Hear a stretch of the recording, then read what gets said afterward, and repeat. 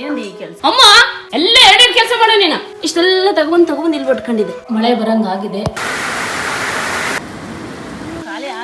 ಅಲ್ವಾ ನಮ್ಮನೆ ಇದೇ ಕಿಲ್ ಕೂತ್ಕೊಬಿಟ್ರಿ ಎಲ್ಲ ಜಾಸ್ತಿ ಚೆನ್ನಾಗಿತ್ತಲ್ಲ ಅಂತ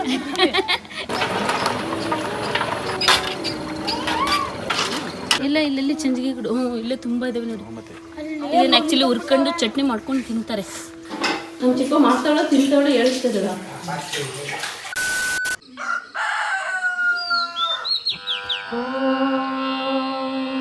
ಕೌಸಲ್ಯ ಸುಪ್ರಜಾ ರಾಮ ಪೂರ್ವ ಸಂಧ್ಯಾ ಪ್ರವರ್ತತೆ. ಪಪ್ಪ ಕೊಬ್ಬರಿ ನಾವು ಒಡೆದು ಕುಡೋದು ನಮ್ಮ ಚಿಪ್ಪಿ ಸುಲಿ ಇದು ನಮ್ಮ ಚಿಕ್ಕ ಸಿಪ್ಪೆ ಎಲ್ಲನೂ ಚಿಂಗಳಿಗೆ ತುಂಬೋದು ನಾನು ಚೆನ್ನಾಗಿರೋ ಒಂದ್ ಕಡೆ ಚೆನ್ನಾಗಿಲ್ದೈತೆ ಒಂದ್ ಕಡೆ ಕಟ್ ಮಾಡಿಬಿಟ್ಟು ಒಣಗಾಕೋದು ಇಷ್ಟು ಕೆಲಸ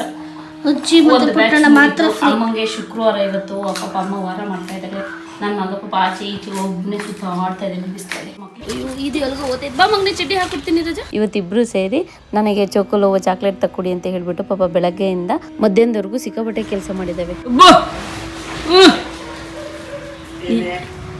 ಏನು ಬಾಡಿ ಹಿಂಗೆ ಅನ್ಕೊ ಕುತ್ಕೊಂತೀನಿ ಈಗ ಎದ್ದು ಬಂದಿದ್ದಾನೆ ನಾವೆಲ್ಲ ತಿಂದು ಕೆಲಸ ಮುಗಿಸ್ಕೊಂಡು ಹೊರಗಡೆ ಬಂದು ಇವ್ನು ಬಂದವನು ನಾವು ಥರ ನಡಿ ಶೆಕೆಯಾಗಿ ಓಕೆ ಹಂಗೆ ಇರಿ ತೋರಿಸ್ತೀನಿ ಅಂತ ತೆಗೆದು ಹಾಕಕ್ಕೆ ಇದನ್ನ ಅದ್ರೊಳಗಡೆಗೆ ಸಾಕು ಬಿಡು ಪಣ್ಣನ್ನ ನಾವೆಲ್ಲ ಅಷ್ಟೊಂದು ಕಷ್ಟಪಟ್ಟು ಕೆಲಸ ಮಾಡ್ತಿದ್ರೆ ಇವನೆಲ್ಲ ಆರಾಮಾಗ ಸ್ವಿಮ್ಮಿಂಗ್ ಪೂಲ್ ಒಳಗಡೆ ಕೂತವನೆ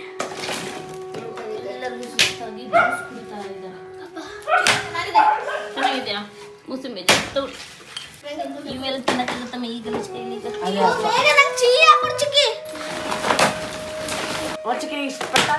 ಕೆಲಸ ಮಾಡಕ್ ನೋಡಲ್ಲಿ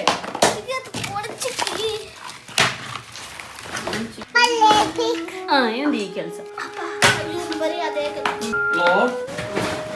ನಾಯಿ ಮನೆ ಏನು ಕೆಲಸ ಮಾಡ್ತಾ ಇದೆ ಗೊತ್ತಾ ತಗೊಂಡು ನಾವು ಕಟ್ ಮಾಡಿಟ್ಟಿರೋದನ್ನ ತಗೊಂಡೋಗಿ ಅದನ್ನೆಲ್ಲ ಎರಡೆರಡು ಕೆಲಸ ಸಾಕು ಮಗನೆ ಸಾಕು ಬೇಡ ಮಗು ಅಮ್ಮ ಪಾಪ ಅಲ್ವಾ ಅದೇ ಲಾಸ್ಟ್ ಓಕೆ ಹಾಳಾಗಿದ್ದಾವೆ ಅವು ಚೆನ್ನಾಗಿರೋ ನೋಡು ಪುಟ್ಟಣ ಇಲ್ಲಿ ಅಮ್ಮ ಎಲ್ಲ ಎರಡೆರಡು ಕೆಲಸ ಮಾಡೋ ನೀನು ಇಷ್ಟೆಲ್ಲ ತಗೊಂಡು ಇಲ್ಲಿ ಬಟ್ಕೊಂಡಿದೆ ನಮ್ಮಮ್ಮನೆ ಅರ್ಧ ಕೊಕ್ಕೆ ಕಾಯಿ ತಗೊಬಂದು ಇಲ್ಲಿ ಹಾಕಿದೆ ಇದೇ ಕೆಲಸ ನಮಗೆ ಮಾಡಿದ್ರೆ ಎಷ್ಟು ಹೆಲ್ಪ್ ಆಗೋದು ಮಳೆ ಬರಂಗಾಗಿದೆ ಮಳೆ ಮೋಡ ಆಗಿದೆ ಉದ್ರಿದೆ ಸ್ವಲ್ಪ ಮಸಾಲೆ ಪುಡಿ ಮಾಡ್ಕೊಳ್ಳೋಣ ಅಂತ ಹೇಳಿ ಎಲ್ಲ ರೆಡಿ ಮಾಡ್ಕೊಂಡು ಹಾಗೆ ಕ್ಯಾರೆಟ್ ತುಂಬ್ಕೊಂಡಿದ್ದೀನಿ ಹುಣಸೆ ಹುಳಿ ರೆಡಿ ಮಾಡಿಟ್ಟಿದ್ದೀನಿ ಹಾಗೆ ಪಾನಿ ರೆಡಿ ಆಗಿದೆ ಸಕ್ಕತ್ತಾಗಿ ಬಂದಿದೆ ಒಂದು ಸ್ವಲ್ಪ ಐಸ್ ಹಾಕೊಬೇಕು ಐಸ್ ಹಾಕೊಂಡು ಗ್ರೈಂಡ್ ಮಾಡ್ಕೊಂಡಿದ್ದೀನಿ ತುಂಬಾನೇ ಚೆನ್ನಾಗಿದೆ ಈ ಕಡೆ ಪೂರಿ ಬಿಡ್ತಾ ಇದೆ ಈಗ ರೆಡಿಮೇಡ್ ಪೂರಿ ತಗೊಂಡಿದ್ವಿ ಅಂದರೆ ಇಷ್ಟು ಇದ್ರಲ್ಲ ಬಿಡ್ತಾ ಇದ್ದೀವಿ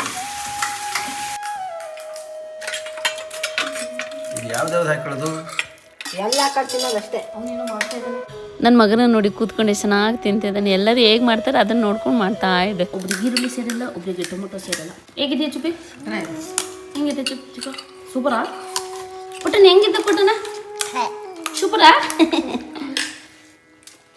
ಚೆನ್ನಾಗಿದೆ ಇಡಿದೆ ಈ ವರ್ಷದ 2ನೇ ಹಣ್ಣು ಇದು ನೆನ್ನೆ ಒಂದು ತಿಂದೆ ಸಕ್ಕತ್ತಾಗಿತ್ತು ಅದೇನೇ ಇದು ಇದು ನಿಮ್ಮನಿದ ಅವ್ರ ಮನೆದು ನಮ್ಮ ಮನೆದಲ್ಲ ನಮ್ಮ ಮನೆದು ಎಲ್ಲರ ಮನೆದು ಖಾಲಿ ಆದ್ರೆ ಅಲ್ವಾ ನಮ್ಮ ಮನೆ ಹಣ್ಣು ಈ ಮನೇಲಿ ಜೀಪಲ್ಲೇ ಹೋಗ್ತೇವೆ ಹೋಗ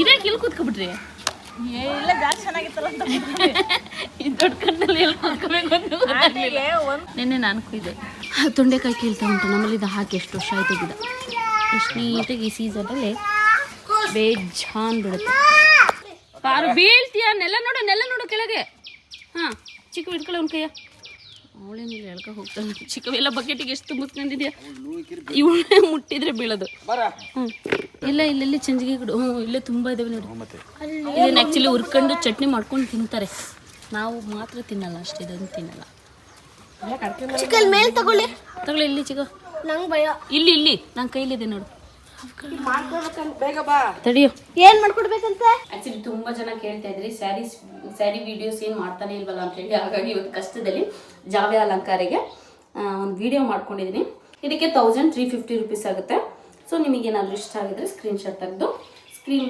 ಕಾಣ್ತಿರೋ ನಂಬರ್ಗೆ ವಾಟ್ಸಪ್ ಮಾಡ್ಬೋದು ನಂಗೆ ಈ ಥರ ಸ್ಯಾರಿ ವೀಡಿಯೋಸ್ಗಿಂತ ರಿಟರ್ನ್ ಗಿಫ್ಟ್ಸ್ ವಿಡಿಯೋ ಮಾಡೋಕ್ಕೆ ತುಂಬಾ ಖುಷಿ ಆಗುತ್ತೆ ಸೊ ಹಾಗಾಗಿ ನಾನು ಜಾಸ್ತಿ ಅದನ್ನೇ ವಿಡಿಯೋ ಮಾಡ್ತಿದ್ದೆ ನನಗೆ ಸ್ವಲ್ಪ ರೆಡಿ ಆಗೋಕ್ಕೆ ಸಣ್ಣ ಮಕ್ಳು ಇರೋದ್ರಿಂದ ಅಮ್ಮ ಅಂತೇಳಿ ನಂಗೆ ಆ ಜೋಶಿ ಇರೋದೇ ಇಲ್ಲ ನನ್ನ ಮಗ ಬಂದ್ಬಿಟ್ಟು ಸೀರೆ ಹಾಕೊಳ್ವಾಗ ಅಮ್ಮ ಅಂತಾನೆ ಮೇಕಪ್ ಮಾಡ್ಕೊಳ್ವಾಗ ಅಮ್ಮ ಅಂತಾನೆ ಈಗ ನಾನು ಕೆಲಸ ಮಾಡ್ಕೊಳ್ಳೋಕ್ಕೋಸ್ಕರ ಸುಮ್ಮನೆ ಪಾಪ ನಮ್ಮ ಅಮ್ಮ ಪಪ್ಪಂಗೆ ಹಿಂಸೆ ಕೊಡಬೇಕು. ಸೊ ಹಾಗಾಗಿ ನಾನು ಅಷ್ಟು ಇದು ಮಾಡ್ತಾ ಇಲ್ಲ.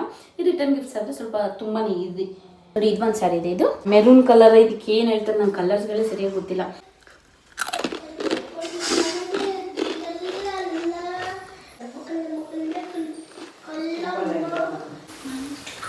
ನಮ್ಮ ಚಿಕ್ಕ ಮಾಡ್ತಾವಳ ತಿಂತಾವಳ ಹೇಳ್ತಿದ್ದಲ್ಲ.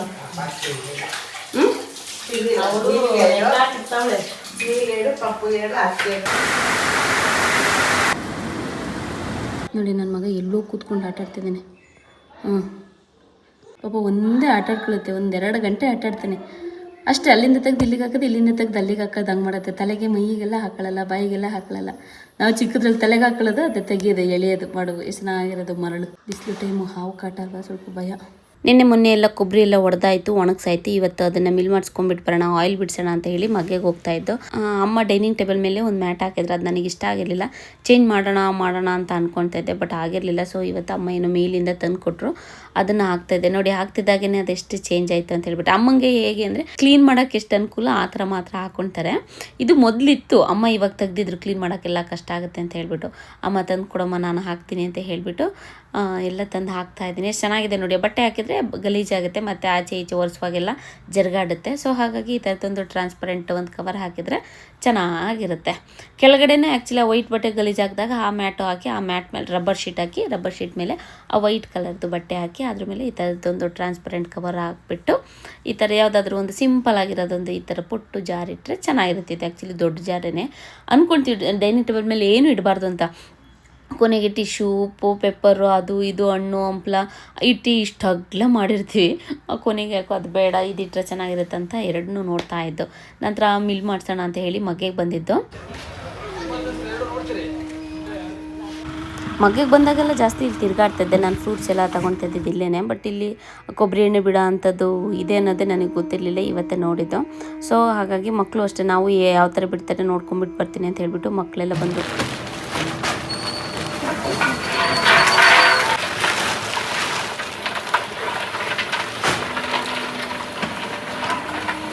ಅಂದರೆ ಚೆನ್ನಾಗಿರೋ ಕೊಬ್ಬರಿ ಒಂದು ಚೀಲ ಮಾಡ್ಕೊಬಿಟ್ಟು ಬಂದಿದ್ದು, ಮತ್ತು ಸ್ವಲ್ಪ ಹಾಳಾದ ಅಂಥದ್ದು ಒಂದು ಚೀಲ ಮಾಡ್ಕೊಬಿಟ್ಟು ಬಂದಿದ್ದು. ಒಟ್ಟು ಒಂದು 48 kg ಏನೋ ತೊಗೊಬಿಟ್ಟು ಬಂದಿದ್ದು. ಆಯಿಲ್ ಎಷ್ಟು ಬರುತ್ತೆ ಅಂತ ನೋಡ್ಬೇಕು ಇವಾಗ.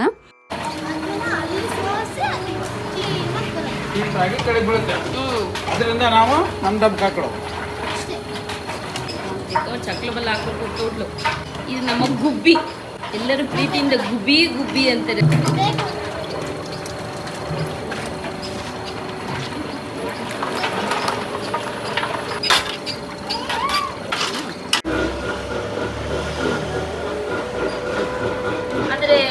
ಚೆನ್ನಾಗಿರೋ ಕೊಬ್ಬರಿ ಎಲ್ಲ ನಮ್ಗೆ ತಲೆಗೆ ಎಣ್ಣೆಗಾಗುತ್ತೆ. ಇನ್ನು ಉಳಿದಿದ್ದು ಸ್ವಲ್ಪ ಮುಗ್ಗು ಬಂದಂಗಾಗಿರೋದು ಸ್ವಲ್ಪ ಅದೆಲ್ಲ ದೀಪದ ಎಣ್ಣೆ, ದೀಪಕ್ಕೆ ಹಾಕೋಕ್ಕೆ ಅಂತ ಎಣ್ಣೆ ಬಿಡಿಸ್ತಾ ಇದೆ ಸಪ್ರೇಟ್. ಒಟ್ಟು ಒಂದು 40 kg ಆಗಿದೆ. ಅದರಲ್ಲಿ ಒಂದು 10-15 kg ಎಣ್ಣೆ ಸಿಗ್ಬೋದು. ನೋಡೋಣ ಎಷ್ಟು ಬರುತ್ತೆ ಅಂತ. ನೋಡಿ ಇಲ್ಲಿ ಇವಳು ಕುತ್ಕೊಂಡಿದ್ದಾಳೆ. ಲಡ್ಡು ಬೇಸಿಗೆ ರಜದಲ್ಲಿ ಚಕ್ಲಿ ಆಯಿತು, ಕೋಡ್ಬಳೆ ಆಯಿತು, ಒಬ್ಬಿಟ್ಟಾಯಿತು, ಬಾದಾಮ್ ಪೂರಿ ಆಯಿತು. ಇನ್ನು ಅದು 10 ದಿನ ರಜೆ ಇದೆ. ಅದರಲ್ಲಿ ನಿಪ್ಪಿಟ್ಟು ಒಂದು ಬೇಕಂತೆ. ಅಲ್ಲ ಅಜ್ಜ ಜೊತೆ ಕೂತ್ಕೋಬಾ, ಅಜ್ಜ ಜೊತೆ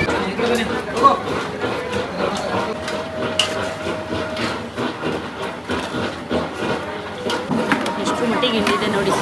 ಇನ್ನು ಬಿಸಿ ಬಿಸಿ ಆಗೇ ಇದೆ. ಸ್ವಲ್ಪ ಕೊಡಿ,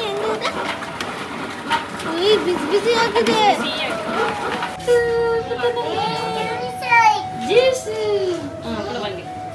ಎಷ್ಟು ಬಿಸಿಲು, ಎಷ್ಟು ಸೆಕೆ ಅಂದರೆ ಎಷ್ಟು ನೀರು ಕುಡಿದ್ರು, ಎಷ್ಟು ಜ್ಯೂಸ್ ಕುಡಿದ್ರು ಸಾಕಾಗ್ತಾ ಇರಲಿಲ್ಲ. ನಾನಂತೂ ಫ್ರಿಜ್ ವಾಟರೇ ಕುಡಿತಾ ಇದ್ದಿದ್ದು, ಆದರೂ ಬಾಯಾರಿಕೆ ನಿಲ್ತಾ ಇರಲಿಲ್ಲ. ಹಾಗಾಗಿ ಅಲ್ಲೂ ಕೂತು ಸಾಕಾಗಿ ಇಲ್ಲಿ ಜ್ಯೂಸ್ ಕುಡ್ಕೊಂಡು ಪಪ್ಪಂಗೆ ತಗೊಂಡು ಹೋಗೋಣ ಅಂತ ಹೇಳಿ ಬಂದು.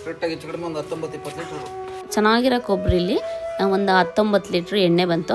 ಇನ್ನು ಸ್ವಲ್ಪ ಹಾಳಾದಂಗೆ ಆಗಿತ್ತಲ್ಲ, ಅದರಲ್ಲಿ ಒಂದು 16 ಲೀಟ್ರ್ ಬಂತು. ಒಟ್ಟು ಒಂದು 36 ಲೀಟ್ರ್ ಆಯಿತು. ಒಂದು ನಾವು 48 kg ಕೊಬ್ಬರಿ ತೊಗೊಬಂದಿದ್ದು. ನಿಮ್ಮ ಕಡೆ ಚಿಕ್ಕ ವೆಯ್ಟ್ ನೋಡೋಣ. ಬರೋಬ್ಬರಿ 40 kg ಚಿಕ್ಕವ ಇಲ್ಲ. ಇನ್ನು 10 ದಿನದಲ್ಲಿ ಲಿಪ್ಪಿಟ್ಟಲ್ಲಿ ತಿಂಕೊಂಡು 40 kg ಬರ್ತೀಯ ನೀನು. 23 kg. ಇಬ್ರು ಒಂದೇ ಕ್ಲಾಸಾ? ನೀನು ಫಸ್ಟಿಂದ ಸೆಕೆಂಡಾ? ಇವಳು ಸೆಕೆಂಡಿಂದ ಥರ್ಡ್. ಇಪ್ಪಟ್ಟಿನ ನೀನು ನಿಂತ್ಕೊಳ್ಳಿ ಎಷ್ಟಿದೆಯಾ ನೋಡೋಣ. ನನ್ನ ಮಗ 10-10.5 kg ಬಂದ. ಅಂದರೆ ಅವ್ನು ಚೆನ್ನಾಗಿ ಊಟ ತಿಂಡಿ ಎಲ್ಲ ಮಾಡ್ತಾನೆ, ಬಟ್ ಆದರೂ ಕೂಡ ದಪ್ಪ ಆಗಲ್ಲ. ನನ್ನ ಮಗಳು ಕೂಡ ಆ ಥರನೇ ಇದ್ದಿದ್ದು. ಒಂದು 5 ವರ್ಷ ಆದಮೇಲೆ ಸ್ವಲ್ಪ ದಪ್ಪ ಆಗೋಕ್ಕೆ ಸ್ಟಾರ್ಟ್ ಮಾಡಿ ಈಗ ನೋಡಿ ಈಗ ನಾವು ಸಣ್ಣ ಮಾಡೋಕ್ಕೆ ಹೊರಡ್ತಾ ಇದ್ದೀವಿ. ಹಾಗೆಯೇ ನನ್ನ 2 ಮಕ್ಕಳು ಹಾಗೆಯೇ. ಹಾಗೆ ಚಿಕನ್ಗೆ ಹೇಳಿದ್ದು ಚಿಕನ್ ತಗೊಬಿಟ್ಟು ಬರೋಕ್ಕೆ ಅಂತ ಹೇಳಿ ನಮ್ಮ ಚಿಕ್ಕ ಹೋಗಿ ತಗೊಬಿಟ್ಟು ಬರ್ತಾಯಿದ್ದಾಳೆ. ನೀವು ಕೇಳ್ಬೇಕು ಎಷ್ಟು ಏನು ಎಂತು ಕೇಳ್ಬೇಕು. 2,600 ಒಂದು ಜಾಸ್ತಿ ಬಂತು, ಡ್ಯಾಮೇಜ್ ಆಗಿರೋದು. ಹೇಗೆ KG? ಈ ವಿಡಿಯೋ ನಾನು ಯಾವಾಗ ಹಾಕ್ತೀನೋ ಗೊತ್ತಿಲ್ಲ. ಈ ಸೀಸನ್ನೇ ಮುಗ್ದೋಗಿರುತ್ತೆ, ಅವಾಗ ಹಾಕಿರ್ತೀನಿ. ಪಾರಾಯಣಕ್ಕೆ ಬಂದಾಗ ಸ್ಟೇಟಸ್ಗೆ ಹಾಕಿದ್ದೆ ಅಂದ್ರೆ ಯಾರು ಹಾಕಿರೋದು ಅಂತಿದ್ರು. ಕಾಂತಾನು ಮಗ್ಳು ಹಾಕಿರೋದು ಒಂದೇ. ನೋಡಿ ಮೇಡಮ್ ಅವರು ಕಾಲು ಹೆಚ್ಕೊಂಡು ಕೂತ್ಕೊಳ್ತೀನಿ ಅಂತ ಹೇಳಿ ಈಗ ಕುಂಡಿ ಎತ್ಕೊಂಡು ಕೂತಿದ್ದಾರೆ. ಅವ್ರಮ್ಮ ಅಪ್ಪಂಗೆ ಗೊತ್ತಾದ್ರೆ ಹಬ್ಬ ಮಾಡ್ತಾರವ್ವ. ಓ ಬೈಲ್ವಮ್ಮ, ಬೈಲ್ವಾ? ಇಲ್ಲಿ ಸ್ವಿಮ್ಮಿಂಗು ಬಟ್ಟೆ ಎಲ್ಲ ನೆನ್ಸ್ಕೊ ಕೂತ್ಕೊಂಡ್ರೆ ಹೋಗುವಾಗ ನಿನ್ ಬಟ್ಟೆ ಕೊಡ್ತೀಯಾ? ಹಾಂ, ಅವಾಗ ಸುಡಾ ಬಿಸಿಲು ಬರುತ್ತೆ 6 ಗಂಟೆಗೆ. ಹಾಂ, ಮತ್ತೆ ಹಾಗೆ ಸಂಜೆ ಆಗಿತ್ತು. ನಾನು ರಾಣಿಯವರು ಇಲ್ಲಿ ಮಕ್ಕಳು ಆಟ ಆಡೋಕ್ಕೆ ಬರ್ತಾರೆ. ಭುವನು ನಮ್ಮ ಚುಪ್ಪಿ ಎಲ್ಲ ಕ್ರಿಕೆಟ್ ಆಡೋಕ್ಕೆ ಒಂದು 23 ಜನ ಇರ್ತಾರೆ ಅಂತ ಹೇಳ್ತಿದ್ದ. ಅದಕ್ಕೆ ನೋಡೋಣ ಅಂತ ಹೇಳಿ ಬಂದಿದ್ದು. ನಾವು ಬಂದರೆ ಬರೋಕ್ಕೆ ಬಿಡಲ್ಲ, ಯಾಕೆ ಬಂದು ಹೋಗಿ ಹೋಗಿ ಅಂತಾನೆ. ಯಾಕೆ ಆ ಥರ ಅಂತೀನಿ, ಅಂಥದ್ದೇನು ಮಾಡ್ತಿರ್ತಾನೆ ಇಲ್ಲಿ ಅಂತ ಹೇಳಿ ನೋಡ್ಕೊಂಡು ಹೋಗೋಣ ಅಂತ ಹೇಳಿ ಬಂದು. ಈ ಸ್ಕೂಲಿಗೆ ರಜಾ ಅಲ್ವಾ, ಸೊ ಹಾಗಾಗಿ ಬಿಕೋ ಅನ್ನಿಸ್ತದೆ. ಹಾಂ, ಇಲ್ಲಿ ಇವ್ಯಾವ ಇರಲಿಲ್ಲ ನಾವು ಇದ್ದಾಗ, ಇದಿಷ್ಟು ಇರಲಿಲ್ಲ. ಈಗ ಸ್ಕೂಲ್ ಎಲ್ಲ ಹಿಂಗೆ ಇಲ್ಲೇ ನಡೆಯೋದು ಅನ್ಸುತ್ತಲ್ಲ. ಈ ಮರದ ಕೆಳಗೆ ಎಷ್ಟು ಆಟ ಆಡ್ತಾಯಿದ್ದು ಗೊತ್ತಾ. ಸುಂಟ್ರು ಗಾಳಿ ಬಂದರೆ ಈಗ ಮರದ ಹತ್ರ ಹೋಗಿ ಕೂತ್ಕೊಬಿಡ್ತಾಯಿದ್ದು ಗಟ್ಟಿಗೆ ಒಬ್ರಿಗೊಬ್ರಿಗೆ ಕೈ ಇಟ್ಕೊಂಡು. ಏನೇನೋ ತುಂಬ ಆಟ ಆಡ್ತಾಯಿದ್ದು, ತುಂಬ ನೆನಪಿಗೆ ಬರ್ತಾಯಿದ್ದೆ. ನಾನು ಓದಿ ಬೆಳೆದಂಥ ಸ್ಕೂಲ್ ಇದು. ಇದೇ ಸ್ಕೂಲಲ್ಲಿ ನಾನು ಓದಿದ್ದು. ಆದರೆ ಆವಾಗ ಮರ ಗಿಡಗಳೆಲ್ಲ ಇರಲಿಲ್ಲ. ಈ ಜಾಗದಲ್ಲಿ ನಾವು ಪ್ರೇಯರ್ ಮಾಡ್ತಾಯಿದ್ದು, ಆಟ ಆಡ್ತಾಯಿದ್ದು. ಇವಾಗ ತುಂಬ ಗಿಡ ಮರಗಳು ಬೆಳೆದಿದೆ.